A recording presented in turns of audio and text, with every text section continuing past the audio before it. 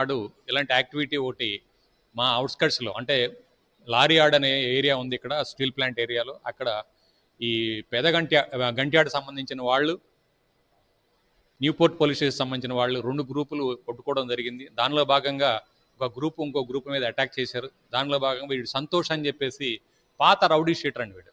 పాత rowdy sheeter వాడు యాక్చువల్గా న్యూపోర్ట్ పోలీస్ స్టేషన్ సంబంధించిన రౌడీ షీటర్. మన పోలీసు అక్కడి నుంచి వేరే మండలాన్ని పంపించారు. వాడు మరి అక్కడి నుంచి ఇక్కడికి వచ్చాడు. వచ్చిన వాళ్ళ పిల్లల కోసం అని చెప్పేసి అన్నాడు. కానీ వీడి యాక్టివిటీస్ కూడా వాళ్ళు ఉన్నాయి. రెండో గ్రూప్లో వీడు ఉన్నాడు. మనకు తెలిసిన ప్రకారం ఏంటంటే బాబీ అనేవాడు గ్రూపు, అదేవిధంగా రవి అనే గ్రూప్ అని చెప్పేసి 2 కూడా ఈ న్యూపోర్ట్ పోలీస్ స్టేషన్ లిమిట్స్లో ఉన్నాయి. ఒకళ్ళ మీద ఒకళ్ళు కొట్టుకోవడం అలాంటి యాక్టివిటీస్ జరుగుతున్నట్టుగా మనకి ఈ కేసు ద్వారా మనకి బయటకు వచ్చింది.